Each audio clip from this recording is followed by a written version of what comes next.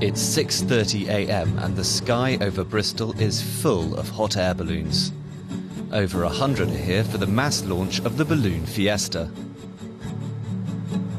Richard Allen is a professional pilot. He uses the gas flame to guide the balloon into different wind zones. 140 Jag, yeah, we use 5 We can steer the balloons quite well by the winds that are changing directions. So, but yeah, not too bad. Not too bad at the moment. So we're just sort of looking up. I'm eyeing up a field for our landing. So hopefully we'll be in the field I want to get. But we'll wait and see. On the ground in the southwestern English city of Bristol, the crowds are delighted. Some 500,000 visitors are expected to turn up for Europe's biggest balloon spectacle over the next 4 days. There's quite a party atmosphere.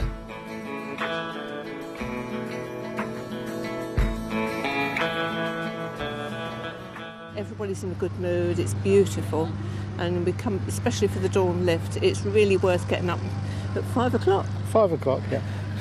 I bought a flight for my wife when she was 50, and she just had such a fantastic time, so she often wants to come back and relive that experience. They're different shapes and things. It's just the size of them. They're really big. And heavy.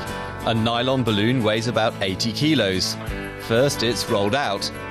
Then it's attached to the basket with wire cables.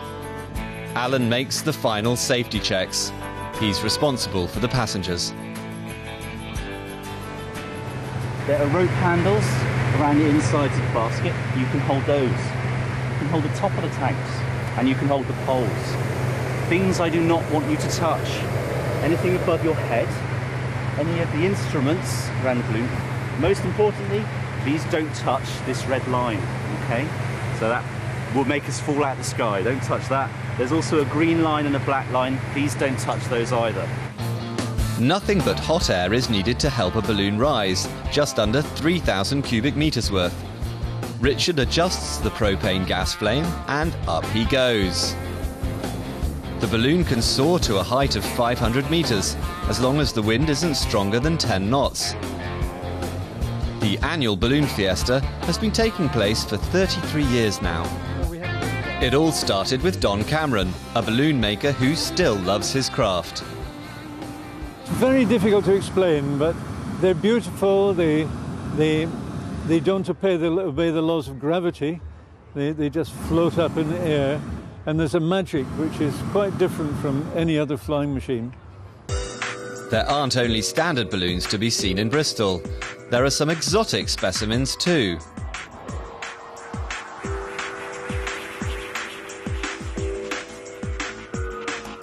There are also remote-controlled mini balloons young people can go up in. I think it's more difficult to fly a small balloon because when you're a full-size balloon you get like altimeter and wind readings and all that. With a model balloon it's purely down to instinct and watching from the ground what it does. The big balloons usually stay in the air for about an hour. But Alan came down in a field about 20 minutes after taking off.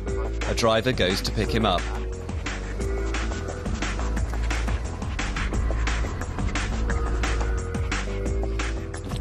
But the best bit is after you've landed, everyone is happy, everyone has had a good time, and it's knowing that you've sent 2 people, 5 people, 16 people away with a really memorable experience, and that's the bit I must admit I do enjoy the most. The balloons are rolled up as tightly as possible like tents. Then they get stowed away until the next time.